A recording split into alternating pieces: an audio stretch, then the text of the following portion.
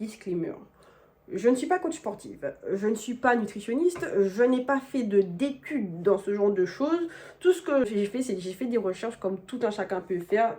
Clairement, vous pouvez vous renseigner, c'est ce que j'ai fait. Je suis simplement allée sur Google, j'ai cherché les choses, j'ai appris et c'est tout.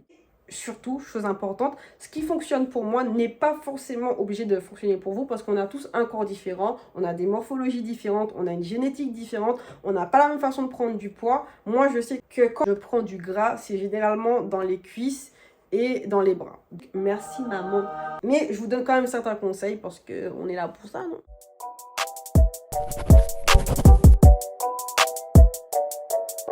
Bonjour les gars, j'espère que vous allez bien. Oh my god, j'arrive pas à croire que je viens de dire ça. On avait dit qu'on disait pas ça, Rebecca.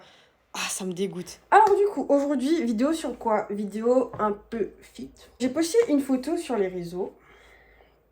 Et j'ai reçu beaucoup de messages de certaines personnes qui m'ont demandé comment j'ai pris du poids. Je vais essayer de vous mettre une photo ou une vidéo de moi avant, juste ici. Pour les gens qui me connaissent, vous savez que je suis une passionnée de sport.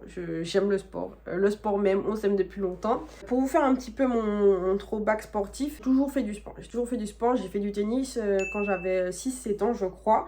J'en ai fait jusqu'à mes 14-15 ans. J'ai essayé beaucoup de sports. J'ai essayé la boxe, j'ai essayé le foot, j'ai fait de la natation. J'ai fait du basket, j'ai fait beaucoup. Dans une période de ma vie, une période douteuse sentimentalement, j'ai perdu beaucoup de poids. Quand je vous dis que j'ai perdu du poids, j'ai dû perdre 10 kilos. J'ai vraiment dû perdre 10 kilos. Je faisais à peu près 60 kilos. J'ai perdu 10 kilos, donc on va dire que je suis descendue, je crois, à peine 50 kilos.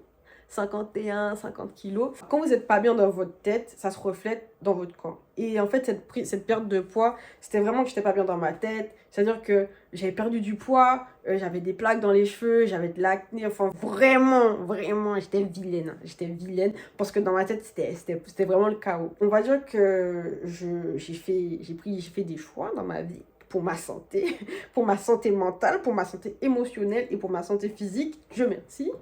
J'ai repris un peu de poids. Mais ça tanguait. J'ai repris le sport, mais le sport, ça ne fait pas grossir. Et clairement, en fait, je voulais retrouver ma carrure. Je voulais vraiment retrouver ma shape, quoi. Je me suis lancé un challenge. Je me suis lancé un challenge en février. Parce qu'en fait, j'avais repris du poids. Mais vraiment, la balance était comme ça. Genre, je prenais, je perdais, je prenais. Et on va dire que, et ça, c'est hyper important. C'est hyper important. J'ai un métabolisme, je crois qu'on appelle ça je sais plus. Je vais vous mettre ça ici. En fait, il y a 3 catégories de personnes. Il y a les gens qui n'arrivent pas à prendre de poids, les gens qui arrivent à prendre et à perdre facilement, et les gens qui ont du mal à perdre. Donc, je vais les mettre ici parce que je ne me rappelle plus des noms. Moi, je suis dans la deuxième catégorie. C'est-à-dire que je prends facilement, je perds facilement. Et voilà. Et en fait, ça se reflétait beaucoup quand je faisais plus de sport. Quand je faisais plus de sport, je perdais beaucoup de poids. Et parfois, quand j'étais dans une bonne vibe, un bon truc et tout, je pouvais prendre du poids. Mais après, ça redescendait et tout. Et on va dire qu'au mois de février, je me suis lancé un challenge. Je me suis dit, bon, Rebecca, reprends-toi en main. T'as toujours kiffé le sport et tout, vas-y quoi. Je me suis vraiment remise une détail, je me suis dit je vais me remettre en forme. Je me suis donné 3 mois en fait parce que là j'étais à peu près à 52 kilos. Voilà, j'étais à 52 kilos et je me suis mise une détail, je me suis dit vas-y, je me donne 3 mois pour arriver à 58 kilos. Je me suis clairement surestimée. Durant les 2 premiers mois, voilà, je savais pas comment m'y prendre, j'allais faire du sport, parfois je sautais des repas, j'avais pas faim, en plus il faisait froid, il faisait un peu bizarre et tout, donc en fait je mangeais pas beaucoup. Plein de choses comme ça qui ont fait qu'au final je stagnais. Et c'est vraiment en ce mois de mai de confinement on a eu, où vraiment je me suis renseignée, j'ai vraiment fait, comment dire, je me suis vraiment prise en main, je me suis vraiment mis une deuxième déterre parce que la première n'était pas assez violente, et je me suis renseignée. Donc c'est là où j'ai fait mes petites recherches pour prendre du poids. Pour prendre du poids, les gars, c'est simple, il faut manger. Il faut manger, c'est simple. Maintenant, ce qui est important, c'est savoir quoi manger. Parce que généralement, les gens ont tendance à penser qu'en mangeant McDo tous les jours, ils vont prendre du poids. Donc, Logiquement, oui. Parce que tout est une question de calories, en fait. C'est-à-dire que chacun, par rapport à votre taille, par rapport à votre poids, par rapport à votre âge, par rapport à ce que vous faites dans une journée, vous avez comment dire, un nombre de calories à manger par jour pour stagner, en fait. C'est ce que votre corps a besoin pour rester au même poids. Ça, vous pouvez le faire sur Internet. Il y a plein d'applications pour calculer votre nombre de calories par jour. Si vous mangez plus que ces calories, vous allez grossir. Si vous mangez moins que ces calories, vous allez mincir. C'est hyper simple. C'est hyper simple. Je ne suis pas de ce genre de fit girl qui calcule ses aliments parce que moi, ça me saoule. J'ai pas envie de calculer 30 grammes de riz, non, ça c'est pas mon truc. Si vous mangez McDo tous les jours, vous allez grossir, mais pas au bon endroit. C'est une question de qualité d'aliments. Mais nous les femmes, on a tendance à prendre ce qu'on appelle des mauvaises graisses. Nous les femmes, on a tendance à accumuler ces mauvaises graisses dans le ventre, dans les bras et dans le visage. Donc voilà, c'est clairement pas là où on veut prendre. On veut pas forcément, c'est vraiment dans les endroits disgracieux en fait. Si vous mangez pour 300 calories de McDo et 300 calories dans votre plat, c'est-à-dire que votre McDo, votre Royal Cheese, là, de 300 calories, et j'ai une assiette avec du riz, des brocolis et du poulet, tous les deux font 300 calories et ne vont pas aller au même endroit en fait. C'est-à-dire que vous allez stocker, le McDo, vous allez stocker dans le bide, dans votre visage, vous allez gonfler, et vraiment c'est les mauvaises graisses. Alors que le bon plat là, ça va venir dans vos muscles. Voilà, c'est simple, j'ai pas envie de faire des cours non plus. C'est important de beaucoup manger, mais de manger les bonnes choses. Donc moi, clairement, j'essaie de manger 5 à 6 fois par jour. Oui, tu as bien entendu, 5 à 6 fois par jour. Moi, j'ai fait le choix de prendre des protéines parce que j'ai des journées qui sont hyper chargées et j'aurais du mal à cuisiner, à prendre des encas et tout. Donc, c'est beaucoup plus simple de prendre des calories à boire. C'est ça, les shakers. Arrêtez de croire que les shakers, c'est les bodybuilders, c'est pour les... C'est de la... Non, c'est pas ça. Enfin, il y a plusieurs catégories de shakers, mais c'est des calories qui sont liquides. C'est ça, c'est tout simplement ça. Ça permet, en fait, au lieu de cuisiner un repas, ben, tu prends, tu mets, tu bois, c'est un plat, tu vois. Pourquoi j'essaie de me lever tôt? Parce qu'il faut savoir que plus vous vous levez... Si tu te lèves à midi, où tu vas caler les 6 repas? Où tu vas caler ça? Donc, j'essaie vraiment de me lever tôt. Vers 7h30, je prends mon shaker. Parfois, je vais me rendormir. Parfois, ben, j'ai le temps de sortir mon chien et tout. Quand je reviens, il est peut-être allé 8h30, 8h40 par là. Je fais mon petit-déj, je prends mon petit-déj. Ensuite, je vais à la salle. Quand je reviens de la salle, je prends un petit shaker ou une petite banane ou quelque chose du genre. Ensuite, vers midi et demi, 13h, je prends mon plat. Ensuite, vers 15-16h, je reprends un shaker. Et vers 20h30, 21h, je mange. Voilà, on mange, mais tu vois, c'est des trucs bien. J'aime bien mon McDo, j'aime mon KFC, mais c'est pas des choses que je vais prendre pour prendre du poids en fait. Je vais pas me dire, allez, en me gavant du McDo, en mangeant des frites et tout, je vais prendre du poids. Non, c'est pas ça. C'est pas ça, les gars. Ah, le flashback, ma gueule. Faut me dire que je brille comme ça, là. Mes entraînements. Alors, j'essaie de m'entraîner 4 à 5 fois dans la semaine. C'est-à-dire, lundi, mardi, je m'entraîne. Mercredi, je suis en off. Jeudi, vendredi, je m'entraîne. Samedi, off. Et dimanche, je fais pas une séance à la salle. Je vais faire un run avec mon chien. Et je fais une séance d'étirement. Donc, il faut savoir que quand on fait une prise de masse, vos entraînements sont totalement différents de quand vous allez à la salle pour la salle. Quand je vais à la salle, il faut toujours définir ce que vous allez travailler. C'est toujours bien de préparer à l'avance votre séance parce que il y a trop de gens en fait qui vont à la salle et qui se disent bon, je fais quoi? Les gars, nous, quand on va à la salle, on sait, parce que quand il y a une machine qui est libérée, il faut se jeter dessus. Et je vous dis ça, mais ça m'est déjà arrivé d'aller à la salle et de me dire, bon, je vais faire quoi là? Mince, il y a quelqu'un là-bas. Bon, ben, je fais quoi? Et au final, vous perdez du temps et c'est hyper pas productif parce qu'en fait, vous avez une flemme. Moi, ce que j'aime faire, c'est le soir, je m'assieds, ça prend 5 minutes, je fais mon mémo, je fais ma séance. Et comme ça, le lendemain, quand je vais à la salle, le truc est déjà là. Tu vois, on est des robots, on sait où on va, tu vois. Genre, les gens n'ont pas le temps de prendre le truc sur moi parce que je sais déjà où je vais. Donc, c'est hyper important de préparer vos séances. Dans une prise de masse, ce qu'il faut savoir, c'est que votre but, c'est de choquer votre corps. Voilà, c'est de vraiment faire des séances qui ne sont pas longues, mais qui sont hyper intensives. Dans le sens où, en fait, il faut vraiment que, je sais pas si le mot est exact, mais que vous ayez vraiment que votre muscle soit traumatisé de votre séance. Voilà, c'est ça. Il faut lui faire mal. Parce que c'est en étant traumatisé durant la séance qu'il va se réparer et gonfler. Ce qui est important de faire, c'est de prendre des poids. C'est pour ça que c'est hyper difficile de faire des prises de masse chez vous. Je vois beaucoup de vidéos de filles qui parlent de prise de masse à la maison, c'est pas possible. C'est-à-dire qu'à la maison, ce sera au niveau de la nutrition. Mais au niveau de l'entraînement, vous pouvez pas faire des prises de masse si vous n'avez pas des poids. Parce qu'en fait, le poids de corps, il n'est pas suffisant pour traumatiser votre corps. Moi, ce que j'ai fait quand j'ai fait ma prise de masse, j'ai fait ma petite séance. Je travaille beaucoup le bas du corps parce que, comme j'ai dit, comme j'ai fait du tennis tôt, j'ai vraiment l'impression que mon haut du corps est hyper carré et hyper développé alors que je travaille jamais mes bras à la salle.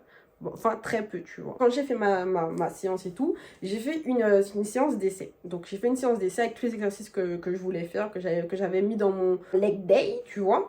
Et je me suis dit, qu'est-ce que je peux lever au maximum? Parce que ce qu'il faut savoir, c'est vraiment chercher le poids. Vous fixez, parce qu'il faut savoir que le nombre de répétitions, dans un entraînement de base, vous allez faire 10 ou 15 répétitions. En prise de masse, vous allez vraiment réduire ce nombre de répétitions, mais vous allez vraiment vous charger. Donc, du coup, je me suis donné un objectif de 7 répétitions, de 5 ou 7 répétitions maximum. Donc, lors d'un exercice, je teste les poids, en fait. C'est-à-dire que j'ai pris des poids. Donc, imaginons, j'ai fait des fentes avec des poids de 10 kg. J'ai vu que j'arrivais à faire 7, voire 10 répétitions facilement. Je me suis dit, bon, c'est pas ce poids-là qu'il me faut. Ensuite, j'ai augmenté petit à petit et j'ai trouvé un poids. Donc, ça veut dire à peu près, j'ai pris à peu près 16 kg. Et j'ai vu qu'avec les 16 kilos, la 6e répétition, c'était dur. C'était dur. Donc je me suis dit, ok, c'est ce poids-là qu'il me faut. Ça me fait vraiment travailler. Genre, j'ai vraiment du mal, tu vois. C'est vraiment ce qu'il faut que vous allez chercher. Vraiment, où est-ce que vous avez du mal à chercher la dernière répétition? C'est exactement ça. Donc j'ai fait un peu la même chose avec tous les exercices. Donc ce que je vous conseille, par contre, c'est de, quand vous commencez, quand vous ne savez pas faire l'exercice, ayez quelqu'un avec vous, quelqu'un qui s'y connaît. Parce que lorsque vous avez tendance à prendre le poids que vous avez du mal à lever, bah, il faut quand même quelqu'un au cas où si vos bras vous lâchent ici. Une anecdote, je suis allée m'entraîner avant-hier et j'ai fait des répétitions squat avec un poids. Et c'était vraiment le poids où j'avais du mal. Et en fait, j'ai pris les disques. J'ai pris les disques alors qu'il fallait que je prenne les haltères, mais j'ai pris les disques, j'ai fait mes répétitions, et au bout du dernier, j'ai levé, mais vous savez, mes bras commençaient à trembler. Et en fait, j'avais plus la force de tenir mon poids, donc en fait, je l'ai lâché. Je l'ai lâché. Je me suis écartée parce qu'en fait, vous connaissez, le sol, il est en caoutchouc. Donc, il est tombé, il a rebondi et il est tombé sur mes pieds. Oh my God, 20 kilos sur le pied et tout.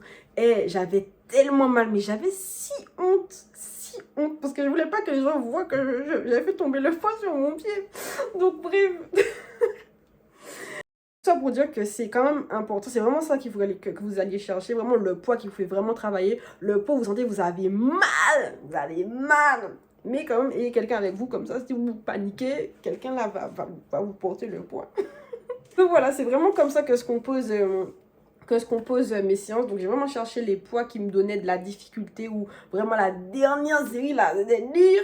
Et voilà, en fait, c'est vraiment ça comment s'est passée ma prise de masse. C'est vraiment de la nutrition. En fait, déjà, la musculation, c'est ça, c'est de la nutrition et les entraînements. Maintenant, le dernier point hyper important, le repos et les étirements. Oh my God. Il faut savoir que beaucoup de gens négligent, et même moi je négligeais le repos. Le repos, c'est hyper important. Parce que je vous explique. En fait, quand vous faites des entraînements, vous préparez votre muscle à se régénérer. C'est ça le truc. En fait, vous ne travaillez pas votre muscle durant l'entraînement, c'est au repos en fait que le muscle travaille. C'est-à-dire que durant l'entraînement, Et en fait, lui, après l'entraînement, il va... Bon, c'est pour ça, en fait, c'est bien de prendre des petits shakers après l'entraînement parce que c'est à ce moment-là où vos muscles vont aller puiser en fait dans votre corps pour se régénérer et c'est lors de repos qu'ils vont se reconstruire. Donc c'est hyper important de se reposer après vos séances. Donc généralement c'est pour ça que je fais 2 séances repos, 2 séances repos. Parce que beaucoup de gens pensent que c'est en allant tous les jours, en allant à 2 heures de temps à la salle que vous êtes. Non, vos muscles, le corps est fait d'une façon, Dieu a fait les choses de manière à ce que... Donc vraiment, c'est hyper important de se reposer, hyper important de bien manger après l'entraînement, bien important de bien s'hydrater parce que c'est-à-dire que si vous faites un entraînement intensif et qu'après vous ne mangez pas, ben vos muscles ils vont puiser dans vos graisses en fait. Donc ça servira à rien parce que ce qu'on veut c'est quand même avoir un peu de graisse, un peu de corps, un peu de body, tu vois. Et au final... je vous dis ça alors que j'ai fait mon entraînement et je n'ai pas mangé. Là, ça me stresse de savoir que là, mes cuisses sont en train de puiser dans leur graisse pour se régénérer alors que je travaille à ce que vous puissiez être balèze.